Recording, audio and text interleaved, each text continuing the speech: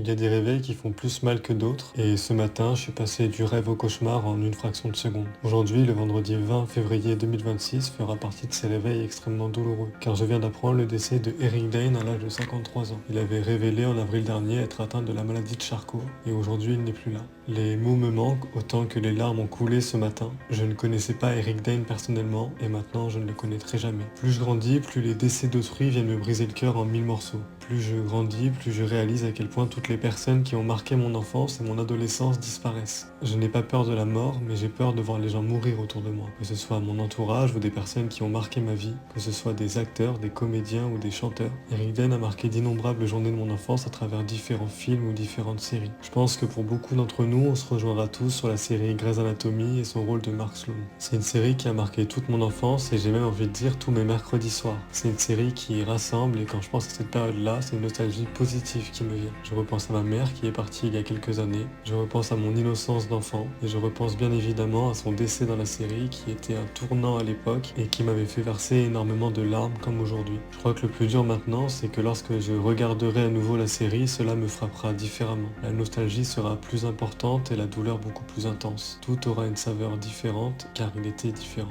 Je ne sais pas vous, mais moi, il y a des séries qui me marquent profondément, que ce soit par leurs intrigues et leur impact émotionnel sur ma personne, mais également par leur casting. Il est vrai que le casting de Grey's Anatomy, dont l'acteur Eric Dane, fait partie intégrante de ma vie. Il y a comme un attachement parasocial qui s'est créé à travers les années et à travers les souvenirs positifs qui se sont formés dans mon esprit. Aujourd'hui, j'ai l'impression que ces souvenirs disparaissent petit à petit. Je crois que ce qui me bouleverse le plus, ce n'est pas la mort en elle-même, mais de me rendre compte avec le temps que tous les visages qui ont marqué ma vie ne sont pas éternels. Ce qui me donne la sensation de perdre une partie de moi à chaque fois. Car quelqu'un a dit un jour que la mort n'est pas la pire chose dans la vie. Le pire, c'est ce qui meurt en nous quand on vit. Donc j'essaie de rester positif le mieux possible car la mort n'est pas synonyme de fin. Une personne ne meurt jamais vraiment tant qu'elle vit dans notre esprit et nos souvenirs. Eric Dane a marqué d'innombrables personnes, que ce soit sa famille, ses amis, ses collègues de travail et des millions de personnes à travers le monde. Alors une chose est sûre, on n'oubliera jamais vraiment Eric Dane.